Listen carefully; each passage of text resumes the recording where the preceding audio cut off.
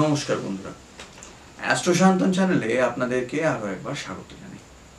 আমরা বিভিন্ন গ্রহের কথা আমি আলাদা আলাদা করে বলছিলাম যে কোন গ্রহের কোন ক্যারেক্টার, কে কেমন, তার কী এফেক্ট বা কীরকম তার অ্যাটিটিউড ব্যবহার হয়। তো আজকে যে গ্রহটার কথা বলবো সেটা হচ্ছে বুধ। তো বুধকে আপনারা যদি আমার যে গল্পটা বলেছি সেখানে শুনে থাকেন, তাহলে বুধের ক্যারেক্টারটা আমি বলেছিলামই যে বুধ হচ্ছে রাজপুত্র, বাচ্চা ছেলে। তো কেন বলেছিলাম সেটাকে আরও এখন বুঝতে পারবেন যে কেন। তার কারণ বুধ যেহেতু বাচ্চাটা দেখেছেন খুব ছটপটে, মানে কোনো জায়গায় স্থিরভাবে বসবো বা কোনো কিছু স্থিরভাবে শুনবো, কিছু করবো সেটা থাকে না। যে যেটা বলছে, যেমন বলছে সেরকম। মানে আপনি এই দুটো ভালো কথা বলুন, ভালোভাবে কথা বলবেন। আপনি কোনো বাজে কথা বললে ও দেখবেন সেটাকে কপি করে নেবে। তো বুধের সব থেকে বড় জিনিস হচ্ছে এটা, বুধের নিজস্ব কোনো ক্যারেক্টার নেই।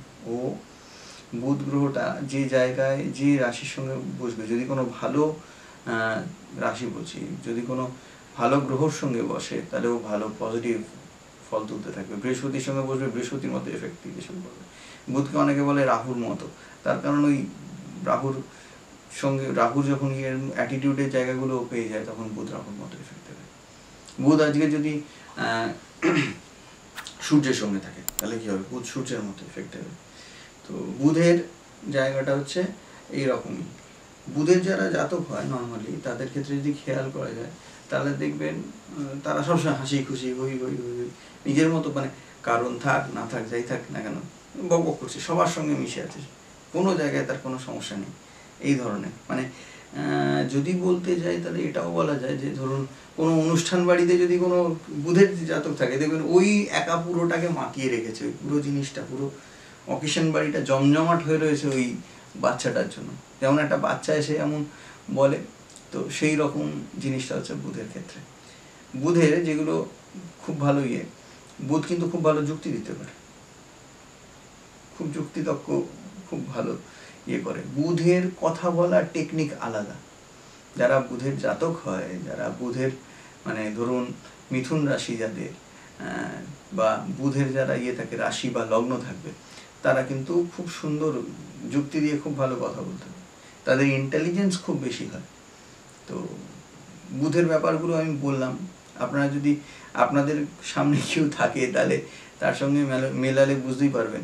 মানে বুধের ব্যাপারটা হচ্ছে, বুধের যদি বয়স, মানে যারা বুধের জাতক হয় তাদের বয়স ধরুন 40, 45, 50, কিন্তু হট করে কেউ দেখলে কেউ বলবে না সে 40, 45 বা 50, ওই 28, 30, 35 ওই রকমই থেকে গেছে। সে সবসময় সবার সঙ্গে আনন্দ হই করে নিয়ে আছে।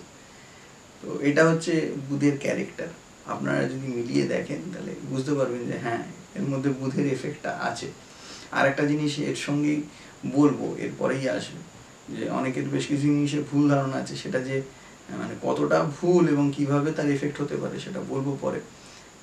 তো আশা করছি গল্পগুলো ভালো লাগছে।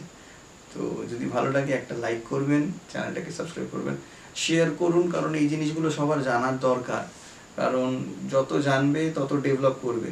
এই লোককে ভুল বুঝিয়ে, ভয় দেখিয়ে পয়সা রোজগার করে নেওয়াটা এটা মোটেও ভালো কাজ না। দেখা হচ্ছে পরের ভিডিওতে।